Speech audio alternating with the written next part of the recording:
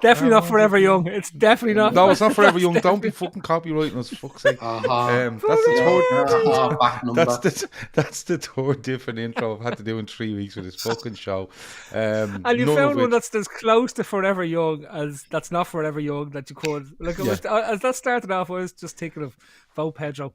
Yeah, but look, that's the intro, right? We can't get copyright strike on it because it's absolutely royalty free. Sorry, we've started the show all over the place as usual. This is Winners and Losers from the LFC Daytrippers.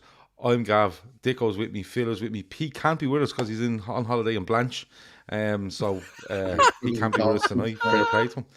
Andy in the chat says it's an absolute banger. There you go. Kieran B wants to know, do we need to take mushrooms for that intro? We don't condone that sort of fucking carry on. Get Phil to sing an intro. He's tried his best to get his copyright strike there, in fairness to him. Anyway, winners and losers. There's no time limits this week because we have two things we want to talk about, and they kind of tie in with each other. But if there's anything else you want us to talk about, whether it's good or bad in the world of football this week, throw it in the chat. I will save them for later, and when we get through our stuff, we will bring them up if that's okay. Dicko, how are you? I'm okay, yeah. I know there's a bit of confusion about my participation, but I am here. I am well. Yeah. Well, we asked, did you want to come on tonight? You went, I'm out for the next 2 weeks.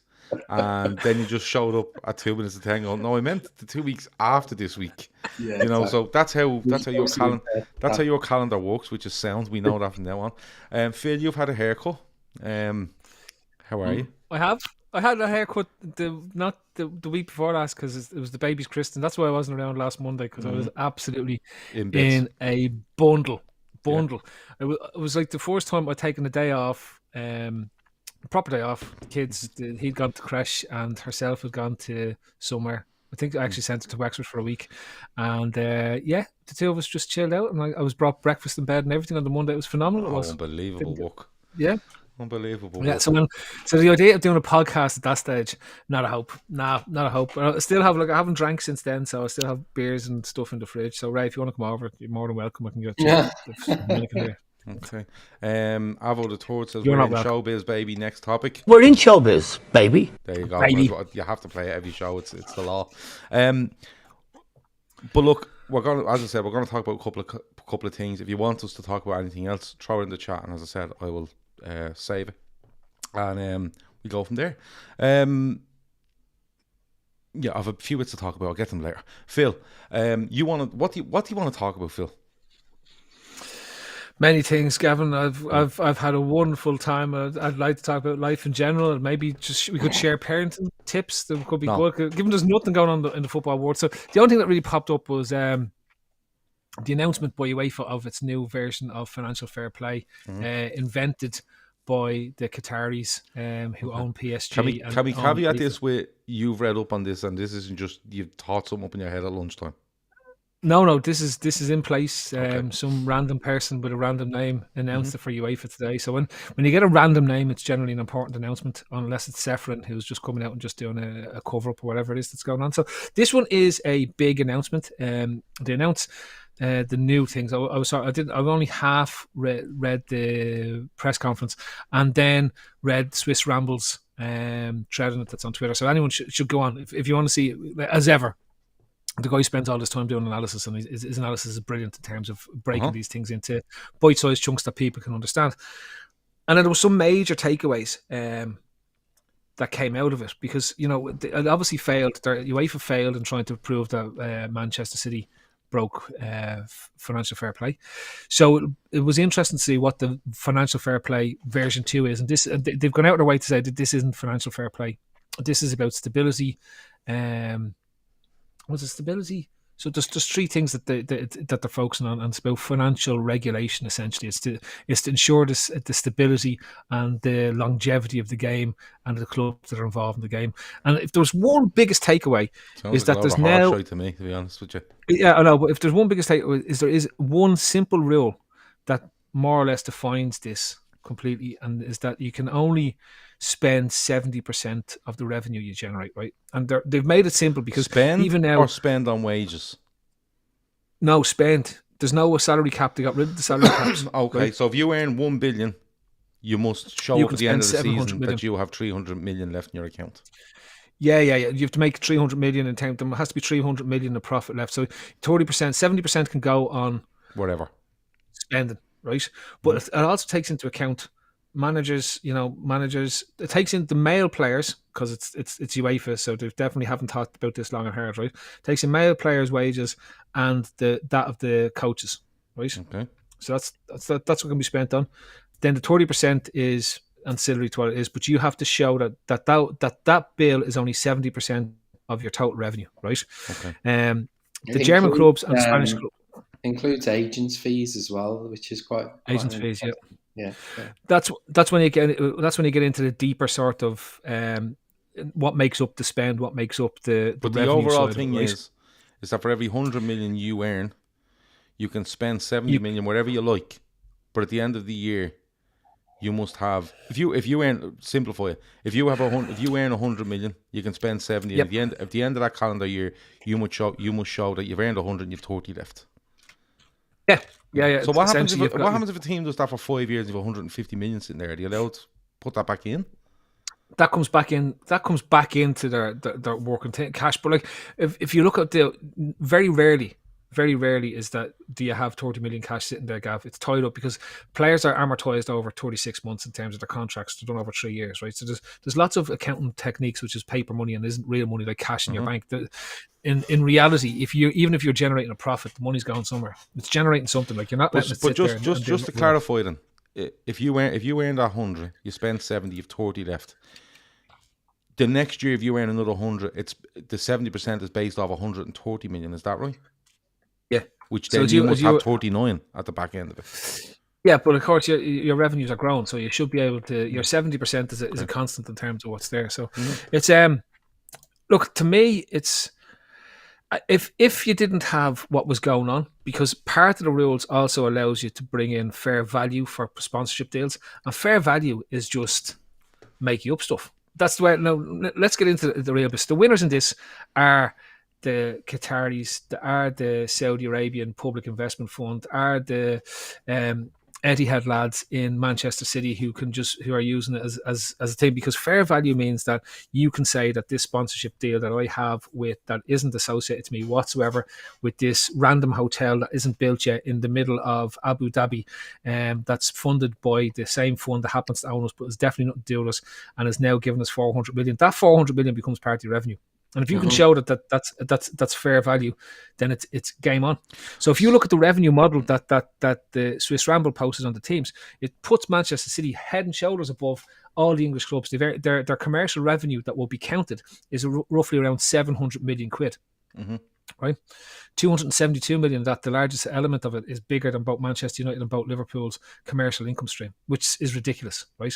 Because when you look at their matchday revenue for the whole year, it's 1 million as opposed to 4 million for Liverpool and 8 million for Manchester United.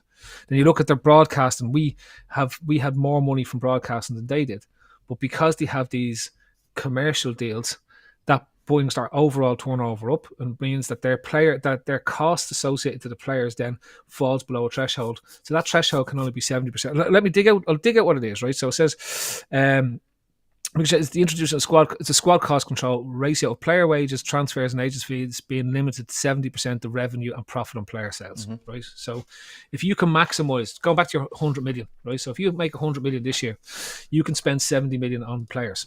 On player revenues, transfers, agents, and all that type of stuff, right? If you carry your 30 million over to next year, that becomes part of the revenue that's there. So if you have 130 million, you can now spend 70% you can spend 70% of 130 million as opposed to 70% of 100 million, right? So that means that what you can spend the following season rolls on. If you keep carrying over that money, essentially that's what's going to go on. Now, as I said, the 30 million is unlikely to happen, but But the key in this not, regardless of rolling on, is the key in this not what you land on in 2025. Because if you have a club that earns 500 million, right, a year, and all of a sudden they rock up in 2025 and go, oh no, by the way, we earn $1 billion a year. And they go, well, how? Oh, well, here's all the deals we've done. So we can now spend 700 million a year on our club. We have 300 million left there, right? And then the following season, they can then spend 70% of 1.2 billion or 1.3 billion. Yeah, I hear what you're saying, but the observation period starts from 23-24, right? Yeah. So that means that it's 90% in 23-24, 80% in 24-25, and then 70% from 25-26 onwards, right? Yeah. But you have to show it's your revenues, Gav. So you have to show how your revenue is being generated. So when you were saying that billion, theoretically, you'd have to be able to show that the commercial deals that you put in place as a team that's not in the Champions League are genuine and of fair value. Now, the fair value is the loosest part. So it's how they apply the fair value structure to it. Yeah. So they just have to justify it. Exactly. And if they can do that, then it's very easy to justify. We have someone that wants to pay us this money, and we took it. That's it. It doesn't matter if it's fair or not. It's like you having a car, and it's worth 10 grand. The fella knocks on your door and says, "I'll give you 20 grand." There's nothing unfair around that. It's only on the person giving you the money. But if they're willing to actually give you the money, there's no. So the fair value doesn't really come into it. But this is where Newcastle are obviously going to manoeuvre themselves, over the next few years into sort of replicating essentially what City have already started doing with all these commercial deals. I mean, Newcastle have basically, they've got their kit sponsor this season, this Fun 88 sort of gambling crowd, but they've actually extricated themselves out of that deal early, which I think's fairly unprecedented. So they probably kind of come to some kind of agreement, which normally would be unheard of. But they're obviously doing that so that they can position a much more lucrative, probably Saudi-based or backed outfit that, again, will probably weigh in with these heavily inflated numbers that will absolutely help them on the way to meet the financial fair play. They've already signed a deal, haven't they, today, with a short sleeve sponsor? Noon, the short sleeve sponsor. I don't know who they are. There's some crowd who focus on investing Saudi Arabian public investment funds across the world. So basically, the fund that owns the club sponsoring the short on the club so that they can sponsor people to spend money from the same investment fund that owns Newcastle. So it's crazy. But what's really interesting? If you were to bring those cost control measures in today, right? PSG, who obviously we were talking about the Qataris at the start, they would have a cost control ratio of over 102%. They wouldn't even meet the 90% threshold for next season, Gav. So straight away, I even think that. So basically, what you're saying is, if they earn 100 million, they're spending 102 million, right? I'm surprised that number is that low. Yeah, I am as well. Like, I'm genuinely surprised that number is that low. I'm like, and I'll tell you why. Because all this Chelsea stuff shone a massive light on this for me. Roman Abramovich, listen, the war, he stuff frozen, wherever it might be, right? But at the end of the day, Chelsea Football Club were only in the position they were in because of a £1.6 billion loan from their owner. So no matter how good they operated, no matter what they won on TV and everything else, they were sitting, before they were bought last week or the week before, whatever it was, right? Or they've kind of come in the last week or two, haven't they? They were sitting on 1.6 billion. Now, I understand it's from the owner, but if you'd done that anywhere else, if Liverpool turned around tomorrow and said, we're going to sign these 10 players over the next 10 years, we've earmarked them all, Bellingham, whoever it might be, right? But in 10 years' time, we're going to be 1.6 billion in the hole. It's going to take us 1.6 billion to do this. They wouldn't have a chance in hell of fucking doing it. And I think that's what shone the biggest light for me. When you turn around and you go, listen, Chelsea have won 2 European Cups in the last 10 years. They've probably won 3 league titles in the last 10 years. They've won FA Cups, they've won League Cups, they've won loads of stuff. But at the end of the day, that man was giving them 80 million a year just to stay afloat. 80 million a year just to stay afloat. And I can't understand how that goes down. And that's what's shown the biggest light. Dicko, like, look, I'll get on to it in a minute about how you feel about certain clubs and different things, but the way I feel about it, Dicko, is that they've put out this and tried to word it in a certain way where you go, look, we're trying to look after football and after COVID, we have to get back on the bike and make things right. But I just see this as giving certain clubs time to position themselves over the next 2 years and then definitely over the next 3 years to be in a position where they turn up and they go, we don't give a fuck if you say 70%. Because if you're only letting us spend 500 million this year, we will make sure that we have 1.4 billion in 3 years' time, and in turn we can spend $1 billion a year. You know the sort of way.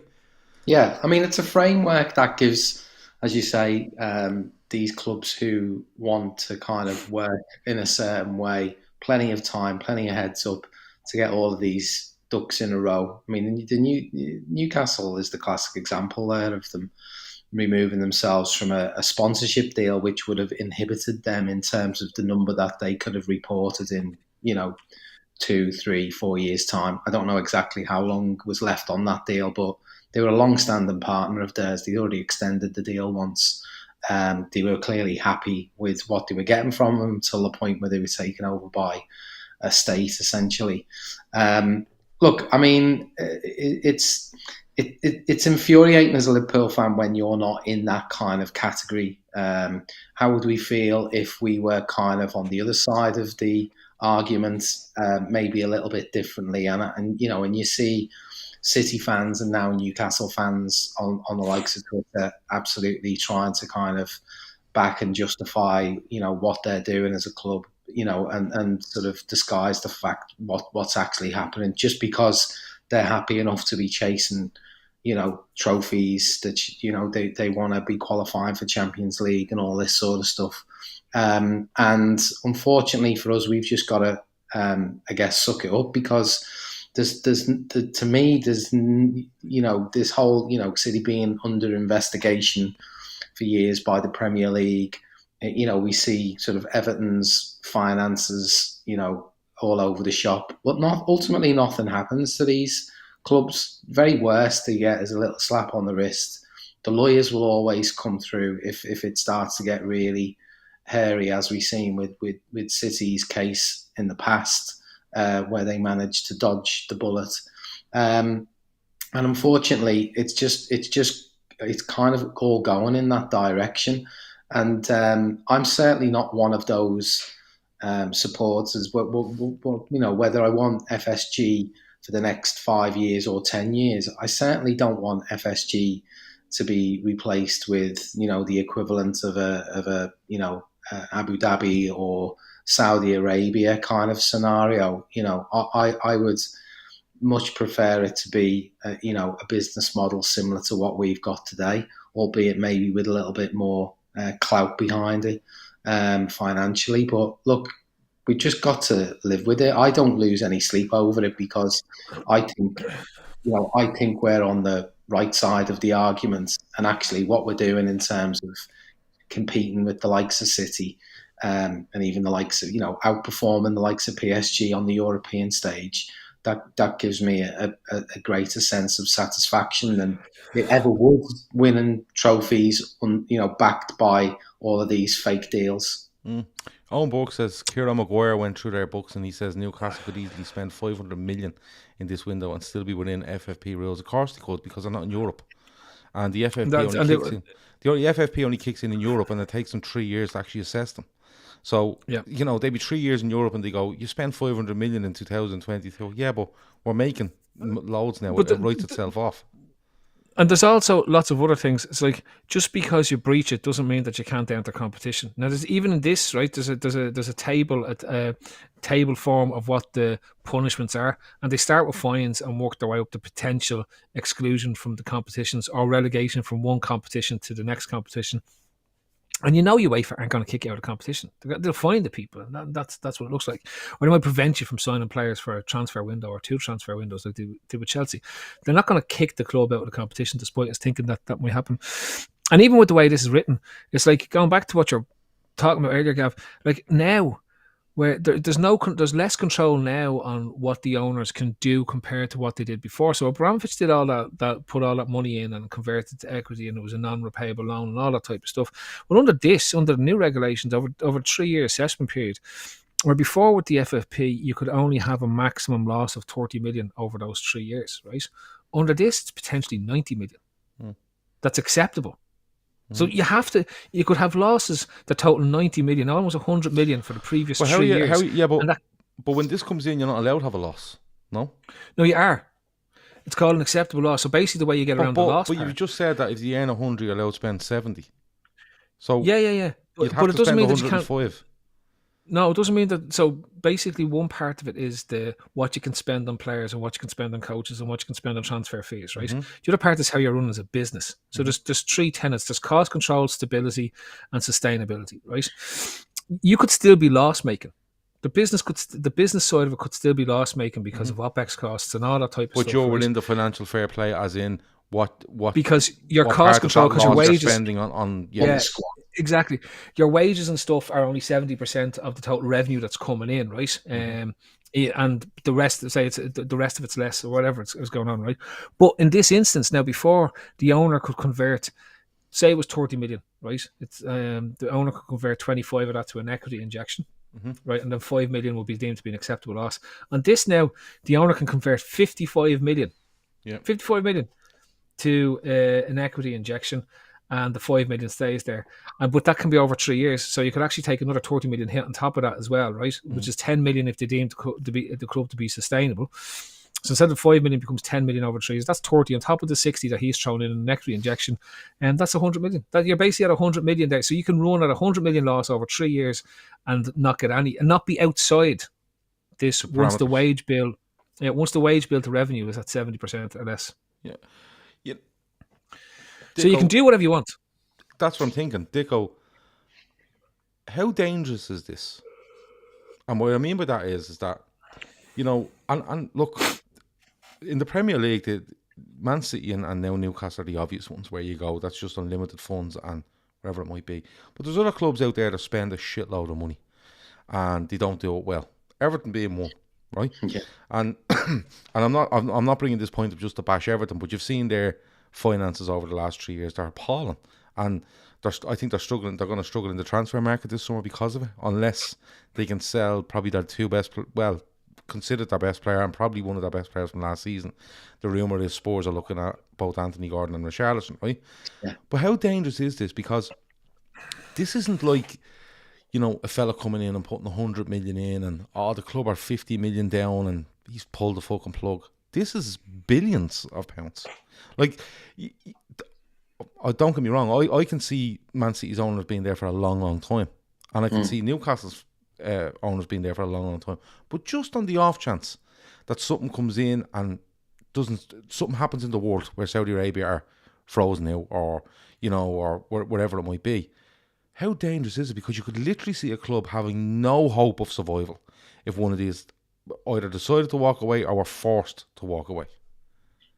Yeah, I mean, I think if you ask, City fans and Newcastle fans, especially like Newcastle fans in say 5 years' time, when what they achieve is absolutely probably going to be over and above anything they achieved in the previous 30 years. I mean, I'm sure they would be more than prepared to take that risk for the likely success that's going to come their way. The risk of the club closing down. Yeah, I honestly do. Yeah, I think some fans are absolutely desperate for success in this day and age. Some fans are willing to kind of almost sell the soul to actually go and achieve something. Actually, turn that mundane kind of finishing mid-table or skirting with relegation into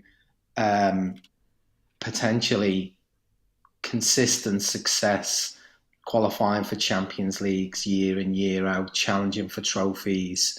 I mean, why wouldn't you in some ways roll the dice, And I think a fairly large section of that fan base or those fan bases and other clubs who potentially further down the road could find themselves being the third club bought and run in this way, you know, they'll take that gamble, they'll take that risk, because the rewards are absolutely immense. The rewards are experiences that you would never dreamed of achieving. I mean, you know, Newcastle would have settled, probably would, in the short term, for, you know, an FA Cup, you know, trophies that we were mocked at winning this season, FA Cup, League Cup, you know. So these are transformative moments, and for some fans, I think they'd be prepared to take the risk. Now the flip side is, you say about you know, teams potentially going to the wall, you know, assets being frozen, stuff like that. I mean, we've seen it with Chelsea. You know, the scenario that, you know, unfolded for them. You know, they're always, for these clubs, for a lot of these clubs, there'll always be someone who comes along. Now, it might allow them to do what they've been doing under a certain regime, but ultimately, I think they're probably going to, even if it means a return to the previous kind of stature and the previous results and achievements on a season by season basis, I think someone would come along and take the reins of a City or a Newcastle or a Chelsea if things go pear-shaped. Yeah, because Kevin Sullivan says the Chelsea sale proved how many buyers are out there willing to spend big to get into the Premier League. And I completely understand that. Like, Phil, you see about, you know, the Premier League is where it's at.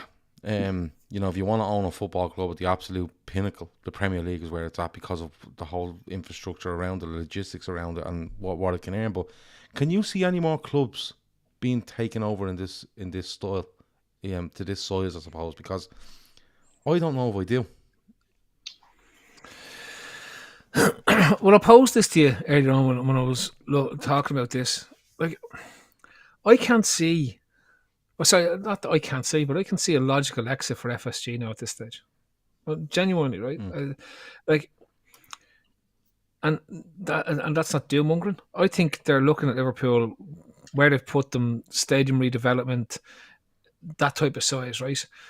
And I think if the opportunity for them to buy an American football club comes up, right, that's where you potentially see an exit, because as much as we think football clubs are amazing and the biggest things in the world and all that type of stuff, right? For the opportunity for FSG to own an NFL club, which is potentially 4.5 to 5 billion in terms of the cost it would to own it, right? And sports that they're familiar with, but one that has a natural rebalancing within the game itself. There's no rebalancing in football. There's none. There's no leveling of the playing field. Like, they're looking at it saying, no matter how well we run this club, and no matter how well we do this, we need an empty pit to actually compete with the top clubs in this, purely because that's what is going to drive success in this wave or this generation of football.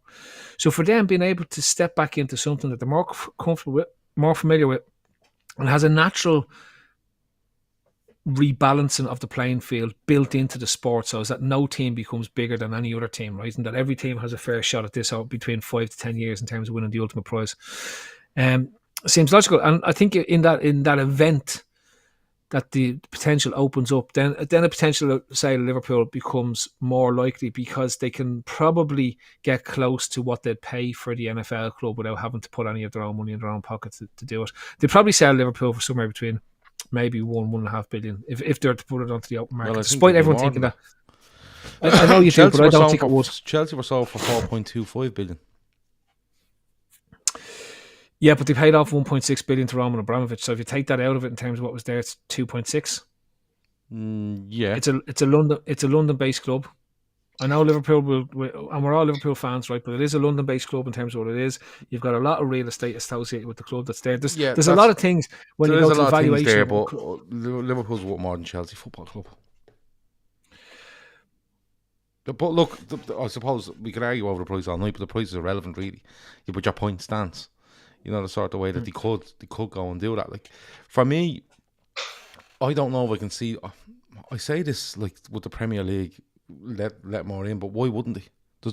They can't stop anyone coming in now. You know, because I think you're running out of players, though. You're running out of players in terms of who. If right, so we've gone past. I don't think you are, Phil, because like Ashley says, does this encourage the more legitimate owners due to the lack of ability to compete? I think that's a great point. I think it does, because if you have a club, right, that say Everton, and they want to sell their club for 300 million or 4, I don't know how much Everton are worth, right, but just say for half a billion, right, just for argument's sake. What's the point in Everton bringing in a like for like in an owner, right? There's no point. They're not going to get any further. The only thing people can look at now is they need to get somewhere near where Newcastle and City are. That's what it's turning into. Because, and even that, an owner would look and go, spend $500 million on everything to go in and put another $500 million in and be 12th in the Premier League, 10th in the Premier League. It's just, it's going to go to the point where I genuinely think you'll probably see 2-3 teams max having any impact on the Premier League for the next 10 years, and I really mean that. But Gav, my point is more so in who could own a club, right? Where it used to be, like, you'd think to yourself, the richest people in the world. But it's not even the richest people in the world, it's the richest funds in the world. Look at this Saudi Arabian thing. This isn't just the sheikh going in and buying the club, right? This is the state of Saudi Arabia essentially buying Newcastle United. And all the money that's in Saudi Arabia is open to put back Newcastle United to however much they want. Mm-hmm. That's the next step on from where we've been. Like, there's very few individuals who will be sufficiently wealthy to compete with nation states and rich nation states when it comes to that level of finance. And you're probably down to the likes of Jeff Bezos, your man that used to be in Microsoft. What's his name? Better with the glasses. Okay. Bill Gates, that's him, yeah. Bill Houser Gates. But like, you're down to very, very few people in reality to what it is.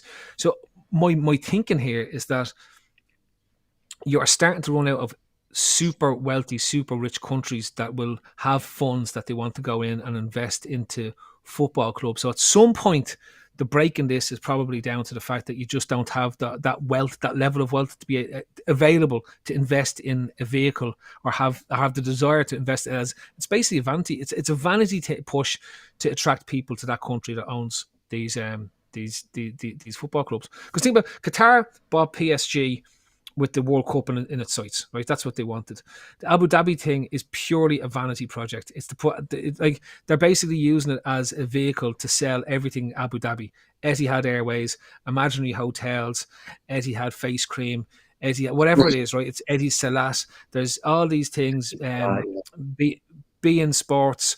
It's just that's just there as the biggest advertisement campaign for Abu Dhabi, right? So this is where I'm going. How many of these are left? Many of these? Yeah, I know. Yeah. Mm-hmm. There's not many of them left. There isn't. You know, you're not buying. An American isn't coming in with billions and billions to come to America. Like, it doesn't make sense. You know what I mean?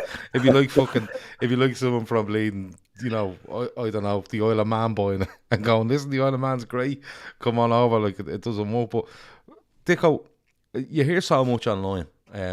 And in the media and stuff about, you know, like, I don't agree with what's going on, but I'm quite comfortable with it.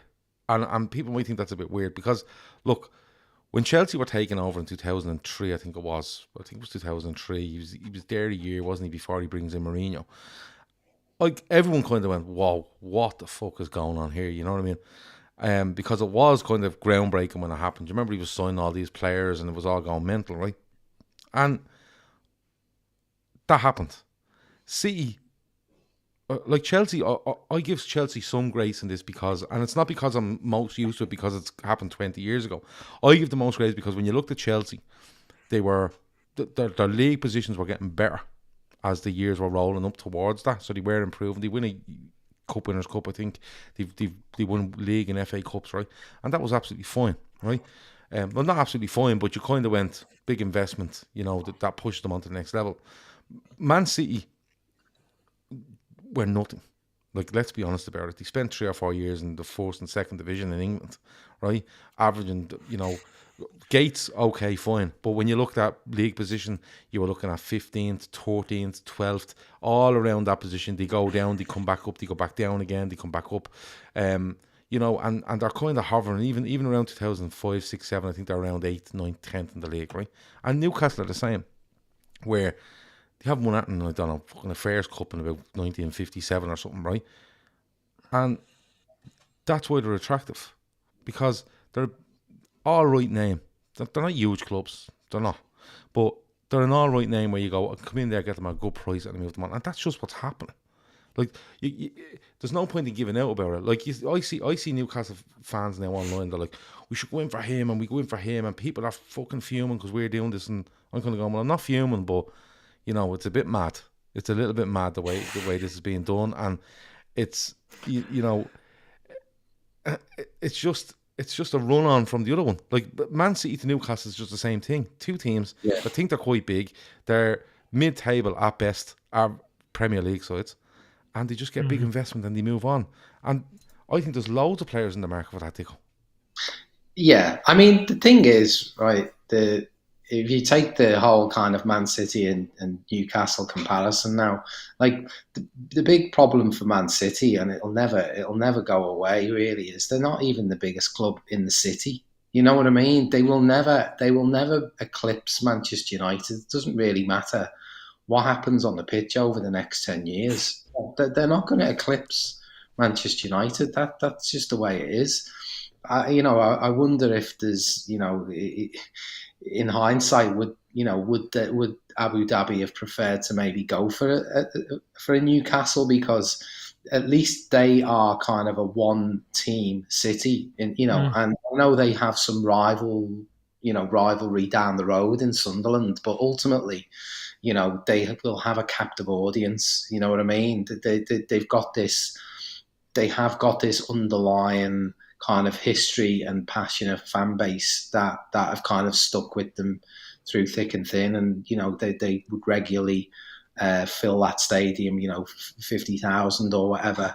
You know, even keeping up attendances at times when they were relegated. So, so you know, you've got to think that, you know, in some ways, I think the Newcastle project has an opportunity to kind of, you know, outperform and sort of, you know, go past kind of what Manchester City did over the equivalent time frame. They've already kind of got the blueprint to be able to follow. I think they will probably bring success there quicker than, you know, Manchester City brought success. And the reality is now, when you look at the transfers and the players that they're linked with, you can absolutely hand on heart say for about 80 to 90% of them that they're only being linked now because of, you know, the owners and the financial backing and what they're going to be able to sell as a project, as, you know, what they potentially could win, obviously what the wages are going to be. And look, you know, if you've got, you know, Newcastle fans out there who kind of, you know, aren't self-aware enough to realise this, then more the fool them. But look, in terms of where that all this puts us, you know, coming back to Liverpool, because ultimately that's all I care about, is where do we fit in all of this and in this world as it evolves and the new financial fair play comes into being.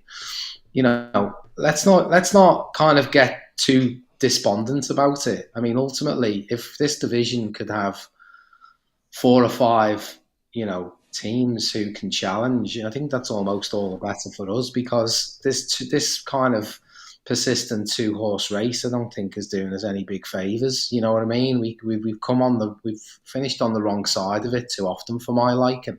If we can have, you know, multiple teams challenging, I think, you know, and you know, maybe have 4 or 5 realistic challenges going all the way deep into the season, then you know, I think it actually has the ingredients to be, as a competition, a little bit more exciting, to be honest with you, over the years. The worry as a Liverpool fan is these next few seasons are critical. You know, what we do in the transfer market, we've almost got to be perfect now, you know, because we are going to be, you know, competing, I guess, more and more with the likes of Newcastle. City are always there, although we don't ever seem to really get into direct competition with City on players, funnily enough. We may see it a little bit more with Newcastle in the coming years. So that's what we've just got to be wary of, Yeah, look, as I said, I don't really fume over it. We've seen it happen a couple of times, and this is Newcastle's turn to happen. Do you know the sort of way? And it's just the way it's gone. You know the way? And at the end of the day, the prime target is a club that's a decent size in Man City and Newcastle that are probably underperforming, which both are or were in City's case.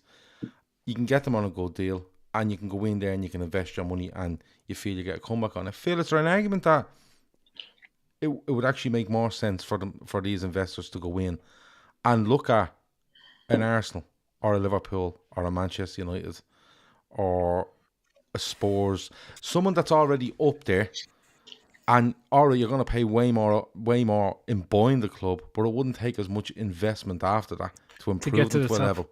Is there an argument that could be one that's a bombshell that could hit football in the next couple of years?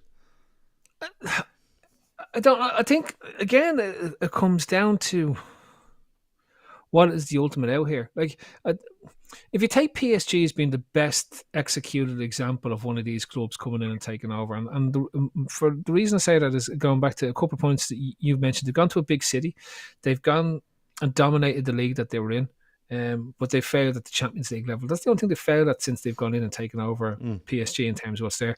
They have turned it into a global brand in terms of a fashion brand, right? So it's now become a well-known brand in itself, due to the pushing that they've gotten out of the Air Jordan brand across America and stuff like that, and popping up on every celebrity is tops. And it's one of my greatest bugbears with the Nike deal that we have, is that's what I believed Nike were going to do with Liverpool's gear, particularly in the States with the link to LeBron James and stuff like that. And we just haven't seen, in my opinion, enough of that given the type of deal we have with Nike. And it makes you wonder, should we have gone for that Air Jordan brand as opposed to the Nike brand, where you would have seen more of this sort of cultural celebrity connection that's there. And then if you look at the Saudi to the Newcastle, they're looking at saying, going back to what Ray said, yeah, it's a one team town. Like, you've got lots of teams around them. You've got Sunderland, you've got Borough, you've got thing, but Newcastle has one team. It's a big city with one team that's a traditional team, and that it's had a long-standing history in English football at the top level. They mightn't have won a trophy since they won the Texaco Cup in 1974, but they have have been in the mix. If you think the late 90s, they were in the mix. They became known in the mix in terms of what was there. So I look at it that way, that they are trying to replicate that, because they're thinking, well, we don't have to go in. We don't need to worry about derbies and all that type of stuff. We'll just dominate the Northeast, and by that we will dominate with that team, and it allows us to simplify what we're going on. So what's left? Anyone that goes to buy a team in London, so you look at Chelsea, there wasn't a queue of these nation states queuing up to buy Chelsea, right? Now, I know there was difficulties around paying off Abramovich and stuff like that, but there wasn't. You've got Tottenham, you've got Arsenal. Who else you've got? You've got Fulham. You've got Chris. You've got too many teams. This brings it back to, you've got too many teams in there, right? So then it's United. Yeah. But I think the logical ones then is you've got United or Liverpool. I genuinely think the next two is logically are United or Liverpool. We know that the Glazers don't want to get out of United because they get nice little dividends taken out of there, and the club generates its money, and they don't. The leverage they use on Manchester United to do other business deals is huge for them. Yeah, exactly, and like, why would they? It works from a business model for them, from the owners. It works. The fans don't like it, but they're the fans who've been managed to. And they own an NFL side.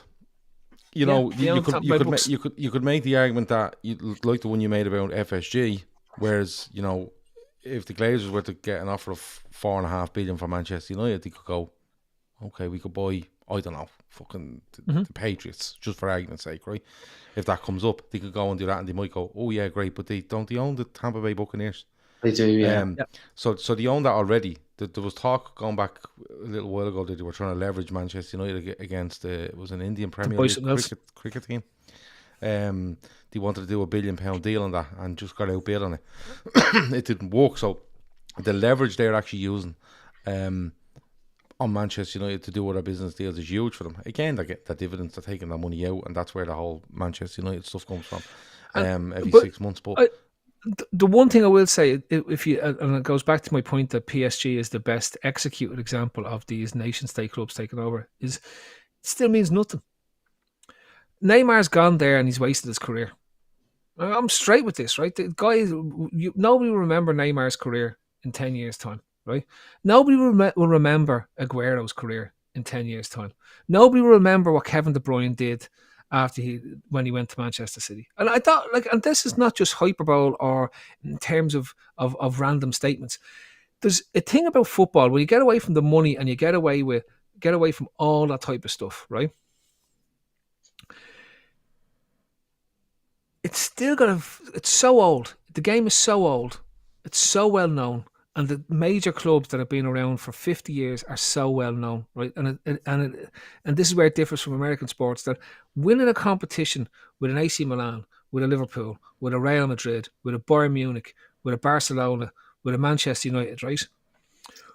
From a player's point of view, will increase your earning potential so much more than winning one of those competitions with a PSG or a Manchester City or a Newcastle United. Even though Newcastle United probably has that added bit that they are a traditional club, but they're not a traditional European club. They're not a traditional powerhouse, right?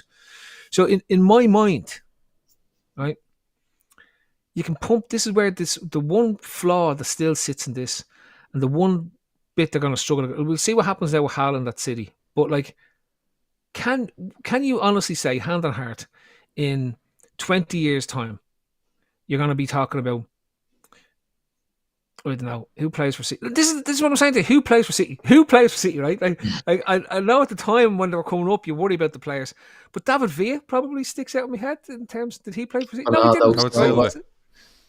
David Silva, right? Yeah. See, but this is my point. I don't know. Yeah, but I think that's where Pep's getting annoyed, because Pep has seen that now. Pep has seen he's won 4 titles in 5 years and he's gone, nobody gives a shit. Why don't he give a shit? And he's kicking and screaming about it. But look, Sterling will probably be best known for Liverpool. Mahrez will probably be best known for Leicester. Yeah, but Sterling is City's second all-time goal scorer, which is fucking mental. But look, it's probably something where you come back and you could probably look at it again at the end of the summer when you see what deals City do or Newcastle do, or indeed Liverpool do, Chelsea, United, because then you kind of see what sort of money they're coming in. Like someone said earlier, like, what's going on at Arsenal? They haven't had Champions League football in bleeding 6 years, and they're still pumping 100 and 150 million in every summer. But they're in trouble if you look at the new. Yeah, but they have they've an owner that has a huge amount of money as well. So it's one of those. Couple of things. People are asking when winners and losers starts. But we just thought we'd have a big chat around that. Oisin McGlinchey earlier said, though, I wanted to bring this into you. Winners of the week: Mike Riley standing down as the head of the PGMOL during the upcoming season. Loser: Howard Webb for replacing him. Jesus Christ! Somebody wrote a mad article about that's bad for us, isn't it?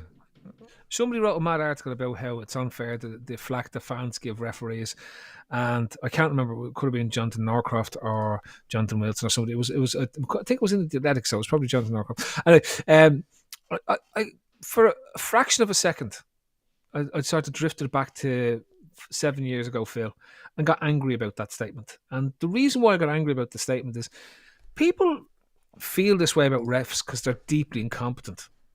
The standard of refereeing in the Champions League is a lot better than the standard of refereeing in the Premier League. And we say this every time we're going through the season. I don't care who runs the PGMOL. If they can put competent referees on the pitch, that fucking doesn't make a difference to me. I don't care who runs it. I think it's gone from like conspiracy with referees, like, we support this. You know, before VAR was always, Howard Webb fucking loves United and he gives them this and he gives them that. And now it's gone from conspiracy to incompetence. And people hate referees because not only, like, look, if those referees were refereeing every week and you go, he got that wrong, but I can kind of see where you kind of have a bit of leeway with them. But now with the VAR, 80 cameras in the ground, instant replays, they can go off and watch, they can sit down on the sideline and watch the match back if they want and make some decisions, and they still keep getting it wrong. It's absolutely unbelievable. But Howard Webb stepping in I didn't know this. Howard Webb stepping in as the head of the PGMOL is just absolutely farce.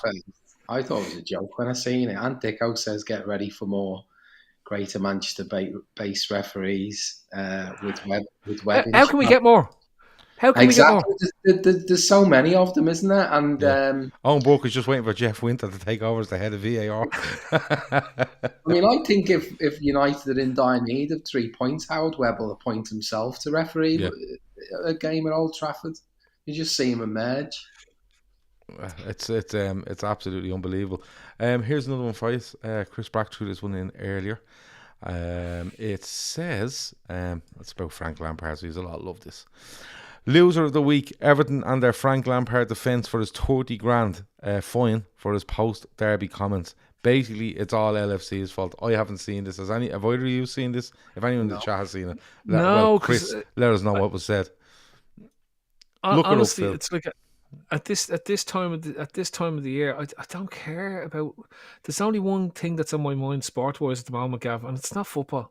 It's not football. Like, the rest of the world, Klopp and everyone is on holidays, and the only thing that anyone is.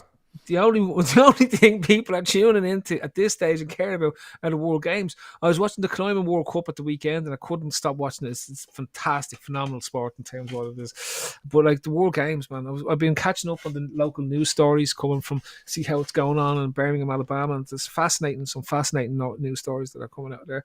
All the geese and the ducks have gone missing in Avondale Park, where the archery is going to be going on. Either the smartest ducks and geese in the world, or the Americans have made lots of animals disappear. It's the south, so they might have been out doing their own shooting practice with the guns that are legally owned over there. So there's like a whole flock of geese and everything in this park. In the when does the World Game start now? It mustn't be far off.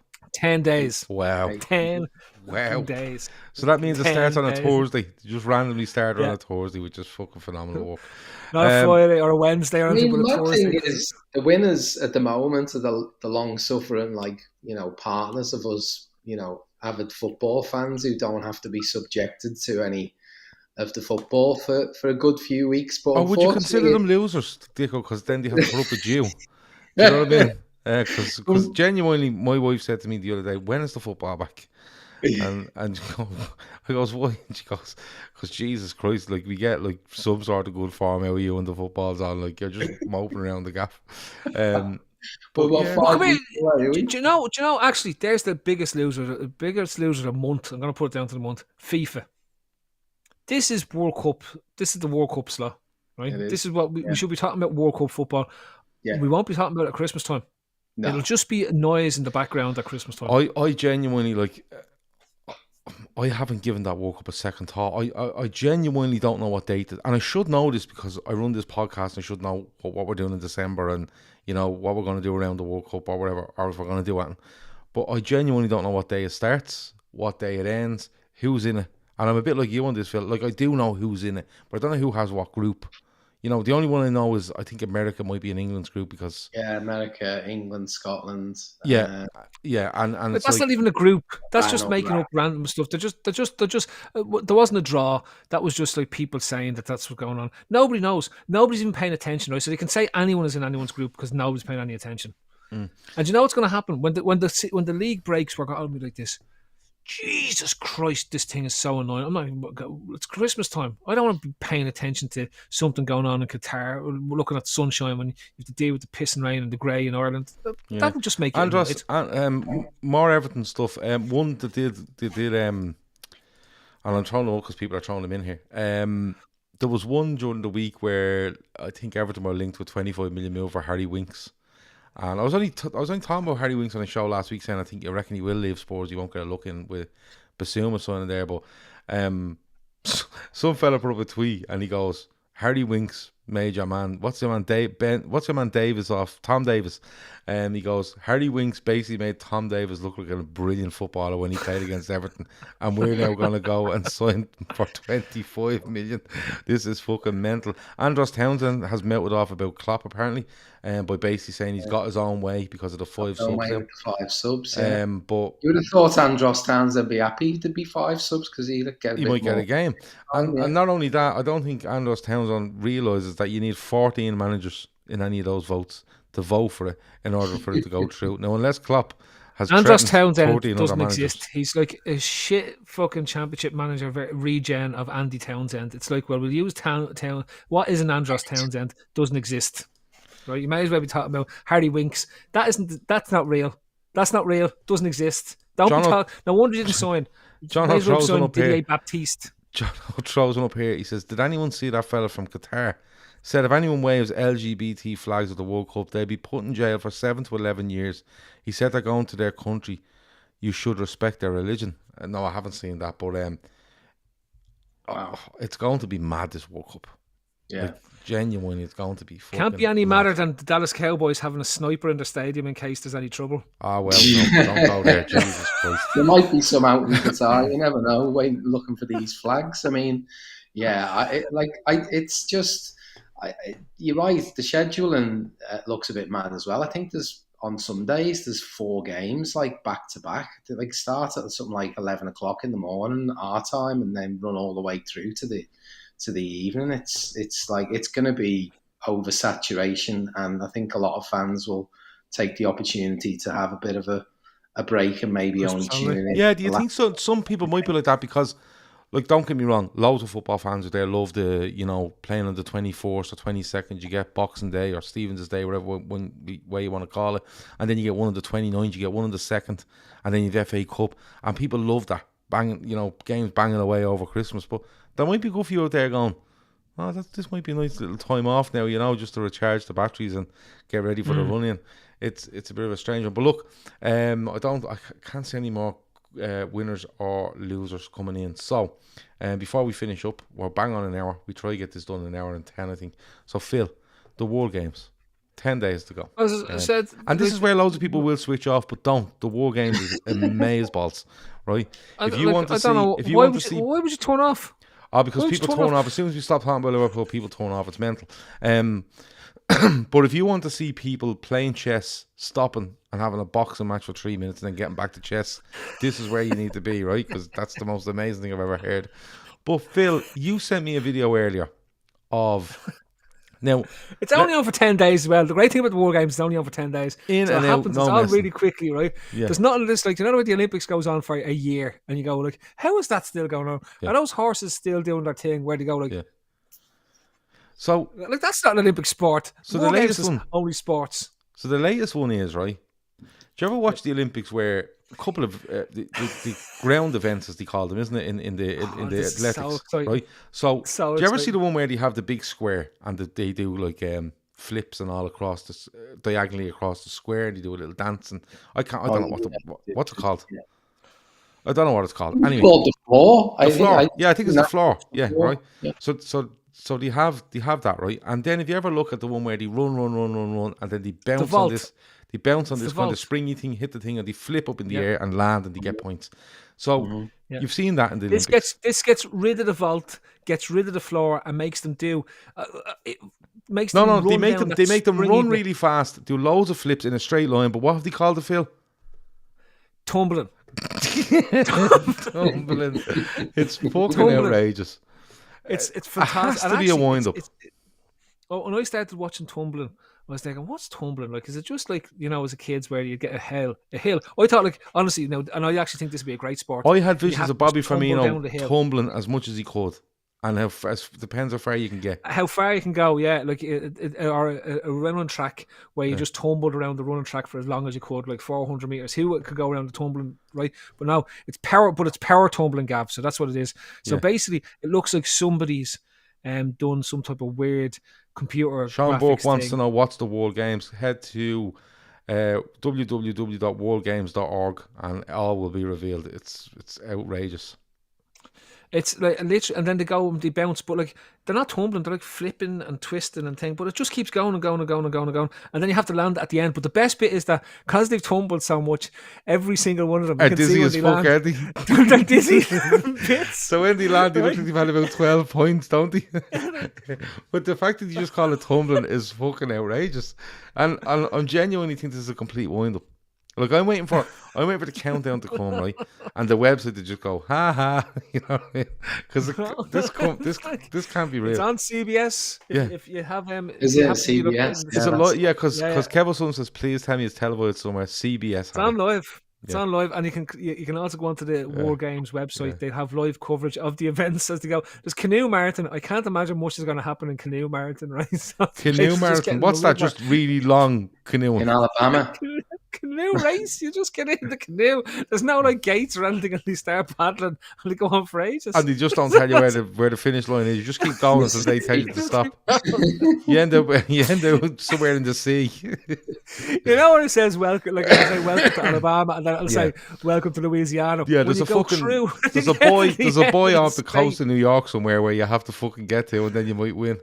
That is just unbelievable, absolutely unbelievable. But there is, I was reading the news clips from Birmingham, Alabama today to see how excited they're all getting. So at the flag, they took a flag. Now I don't know if this happened on January 6th when Trump was there, right? But they took a flag from Washington DC, for the American team that's being brought all the way from Washington DC to the opening ceremony of the War Games, and they're going to raise it there. So it's very exciting. It was in Mobile, Alabama yesterday. And they were leaving there. They wanted the crowds out to cheer along because it was some army veterans. So instead of bringing the Olympic flame around the gaff, they're just walking around with a flag. Like it's I can't put my finger on it, but it's like it's just like a knocked off version of the Olympics, but in a really drastic way. Sponsored by the Olympic. It's the Olympic Committee to sponsor this. This isn't like just a group of lads. They're in together. it. These boys, the real Olympics are in it. Okay. Of course they're in it. Like it's man. It's Tomorrow's Olympic champions. You know what I mean? Do you guess how much a day pass is to go? How much? $35. What a bargain! Oh, no. And can you bring your own gargle with you?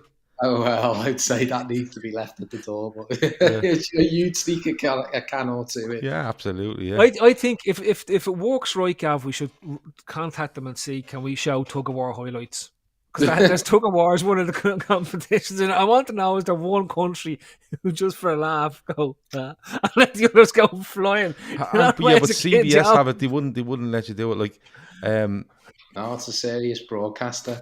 But, I like Chris Golden's suggestion. I presume this isn't a sport, but 50 meter belly flop diving would be epic, wouldn't it? It's just I just think it's amazing. Like, and I'm actually starting to come around to the idea of just sitting and sitting with somebody and watching a day of this and recording it. I'm telling you, I'll take the day off. We'll just do it. It's unbelievable. Like, just sit with a load of cans, watch it, because the names of some of the stuff. Floorball, that's hockey, isn't it? Floorball is hockey. Yeah, it's what we used to play in school as chess boxing. But fistball. Everyone's going to get into fistball. Fistball is fantastic. Or is it korfball? I can't remember which one it was now. But they're all balls. It's absolutely unbelievable. But listen, go and check it out. www.worldgames.org if you want to see all the events. Life saving. We have to cover the life saving, Gav. It's still to this day. Right? All right, go on. Life saving, go on. No, we've talked about it before, but I keep going back to the clips, and it's still mental. Lads with fake dummies under their arm doing lengths of the pool, right? Yeah. It's basically. Oh yeah, I remember that. That's basically like you know where you got your Kiara, the Kiara cert in school. If you got one for just getting in the pool, you got a cert, but then the certs got harder, and like the hardest one was like jump down into 6 foot of water and pick up a fella that has a brick attached to him and bring him back up and all. Mad stuff. We won't be doing skydiving was one of them. Carla Donovan says watch along War Games on the Daytrippers sign up. No, it won't be happening on this channel, but you never know. We could record it and put it out somewhere. We don't know yet. I assume no one's bid for the European TV rights. Get on it, Phil. Says Red Steve, who's changed his name again. G10 says just Google the World Games. There's a video of lads throwing plates and saucers. Yeah, that's frisbee. They call that one, and that's frisbee. Or that's their version of archery. There's a beautiful Nike World Games dry fit training top. Oh wow. I have to get them. Yeah, that has to be official gear. Do you know what though? To be fair, They have canopy piloting. Canopy piloting is basically just a made up name for parachuting. Tommy C says worst winners and losers show ever. Why? We spoke about good things and bad things, and then we're ending on really good things. You know what? I think it was good, and it's the summer. This is what we do in the summer. Laszlo Panaflex, fistball, not in guitar. Ashley L says it must be a quote from the website. 3,600 world-class athletes from over 100 countries will compete for gold in more than 30 of the fastest growing sports in the world. They're just sports that they've renamed. They haven't made these sports up. They've literally gone hockey, floorball. Floorball. Do you know what I mean? It's fucking amazing. So instead of having ice, archery, target shooting, they just archery is a bit better because it's moving targets rather than just the stationary ones you get in the Olympics. So you haven't it's like a drive-by jousting. Yeah. Although if they had that Russian, that mad Russian fighting where they dress up in the armor. Chris Golding says, lads, I am sure this is all based on an Australian comedy crowd. Look up the ads, or can I paste the address here? Chris Golding, if you want to email us, lfcdaytrippers@gmail.com, you are more than welcome to send us that, because I genuinely think this is all a wind-up. And I got involved on the website. It says get involved, and I actually emailed them at one stage and said, "Look, is this like to become a contestant, or is it just like just I got to play in the archery?" Is that what it is? Like, where were the qualifiers for it? You know the way it can't be the Olympics, so they did something. So they do duathlon instead of triathlon, right? So duathlon is run, bike, run. So there's a fella they're interviewing him. I saw his interview, and he was like, "They go, yeah, I wasn't great at the swimming, so I much prefer this. It just means I only have to run." And the man says, well, "What's your favorite bit? Is it like the running part or the cycling bit?" And he goes, "I think it's the running part because I like running." Because I like running. It's absolutely fantastic here, I have to say. This started as a laugh a couple of months ago when Phil was telling us about this, but like we've really got into it, and we're gonna 10 days to go. I'm genuinely gonna follow it now. I'm gonna look up highlights YouTube. I'm sure Phil, if it's on CBS, I'll be able to find it. I want Kev O'Sullivan, if you're out there, and I think you are in the chat. Listen, when you're doing the multi-sport show on a Friday, the War Games has to be headlining. What happened this week at the War Games? Only 10 days. It's not going to be, you don't get to do two shows. Owen Borg says, this takes me back to the old days of the Trippers talking nonsense after the football chat. If people want winners and losers to be turned into a random football/random shy on a Monday night, we'll absolutely do it for the summer. There's no issue there because there's nothing happening. You know what I mean? Nothing. If we can come on and talk about the football and talk again about the World Games, there's no problem. And people, listen, we're going to tell you, let me be straight with you. People watch this show if they want, and they don't if they don't want to watch it. And we can't make them like, subscribe, share, comment. We can't make them do fuck all. So if they don't want to, they don't. It's as simple as that. We're not out here for all that. The World Games have got, a lot. They've got Qatar to thank for this because they are on the world stage. There's nothing else. They're not competing with anything else. There's no Olympics. There's no World Cup. Yeah. Do you know what I mean? It's like today at the games. Could you reckon the World Games could turn up next December and just call it cup ball? And they just fucking they have it in a really hot state in America, and instead of teams, they just have schools playing in it, and they genuinely could. But look, Carol Donovan likes the random chats. It's the summer. Like, do you want us to make up football stuff to talk about? Like tomorrow night, we're gonna do a transfer show about all the transfers and all the names out there. That'll be grand. Wednesday, we're doing a quiz, which I'll come back to in a minute. Thursday, we bring on viewers in the viewer's voice. Friday, the lads will do Sports Unplugged, all the different sports they want to talk about. And Sunday, we'll be back for the Fat Back 4. And Shawnee be back, which is great because people thought he'd retired yesterday. But couple of things. Come on, what are you laughing at now? Was the one story I forgot to tell you about? Right, they have the speed skating track set up in. I swear to God, you have to see this. It's not a real speed skate. I don't know how to do this because I have it on screen here because I'd kept it from earlier on, right? But Gav, it's literally a car park. I can't, right? So basically, ice skating, they're not on ice skates, they're on rollerblades, right? So because you can't do ice skating because it's in Alabama It's too in the warm. sun. They have this blue track for the rollerbladers to go around, but it's like there's nothing. They've literally gone to a car park, right? I swear to God, they've gone to a Just car painted park. the blue thing on the car park. I just painted the blue thing down, and beside it, there's like an office block that you'd see in the office, right? Right. Beside it, right? There's no stands, there's no nothing, and there's just a fence. If you can imagine, it's like Get you on see it. it. I'm telling you, get on it. You'll love the World Games, and it'll keep us going for 10 days, or whatever it is, in 10 days' time. Féileacáin is on your screen. I told you last night we passed the 10k. You can still donate to that till I think it was the 10th of July, but we've extended it out because Phil is doing his thing now, where he's I think he's doing a triathlon, not a duathlon, but he's... No, I'm doing an adventure race. It's a kayaklon. Okay, so you're cycling.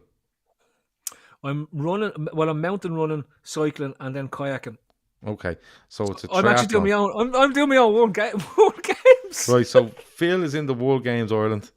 So if you want to donate to Phil, you can go into the Féileacáin link that's in the description and donate there to Phil. Phil is spreading that amongst all his friends, family, social media and stuff like that. We have got a quiz on Wednesday, but it's different. We are having nothing to do with it. It's all about viewers. Only viewers can win. It's an interactive one, which we're setting up tomorrow and Wednesday. You will need probably 2 devices to watch and play the quiz, okay? Because you will watch the show on a laptop, you will play the quiz on your phone via a link. The link will be put into our Telegram app on hopefully Wednesday morning.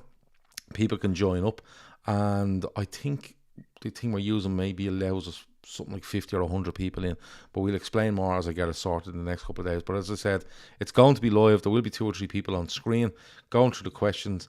You will be doing it on your phone if you take the link and go along. It will be Liverpool based questions from the Premier League years. They're all multiple choice. Fastest finger first gets more points and all that sort of thing. There will be leaderboards after every round. It's going to be a bit of crack. We will have comments coming up. We'll put them on the screen, all that sort of thing. So check out our Telegram app. It's very easy to do it. If you go onto the community tab in our YouTube page, you will be able to find out how to get on there. We will release it across social media, but the people in Telegram will get it first in order to go in. But as I said, if you're going to do it, if you're going to watch and play, use 2 devices, laptop for watching, phone for playing, or vice versa, whatever way you want to do it. So just to let you know that. But all the details will be put in our Telegram app on Wednesday morning. And once it's put in, you can actually join. You can join it there and then, and it'll keep you joined in until we start, all right? Yeah, that's about it. Phil, anything else before we go? Auntie O'Chill wants to know, do you have to cycle with your kayak on your back? You actually have to cycle it on your head, like a massive hat, right? Yeah. Like an elongated sombrero. Like if I was an admiral in Napoleon's navy. This is actually a serious thing you're doing, isn't it? It's like you're not messing here. Like this is a serious thing you're doing. He's laughing here, but he's fucking bricking himself, I'd say. Dicko, anything else before we go? My legs are in bits. I was up and down the mountain yesterday. I was on the bike and I was back up and down the mountain again. So it's like I'm just in a heap. No, fuck that. Not for me. Dicko, anything else before we go? No, won't be around the next couple of weeks, but then after that we'll be very close to the... Isn't it weird that you've taken the time off during the World Games? Yeah, I get back from my holidays though with 3 days to go, so I do have some opportunity to have. That's the big one. That's when the 110 meter hurdles comes in, and it's just called jump fence. You know what I mean? Jump fence. So, with your legs tied together. You've timed that well. I can just see it coming back from Lanzarote, dropping the bags in the hall and telling the missus, "Listen, World Games, baby." I'm going to try and get them to switch it on in the middle of the All Ireland semi-final. Yeah, the All Ireland semi-final is on, and Dicko's there going, you couldn't stick on CBS there, could you? For the World Games. Dicko in an Irish bar.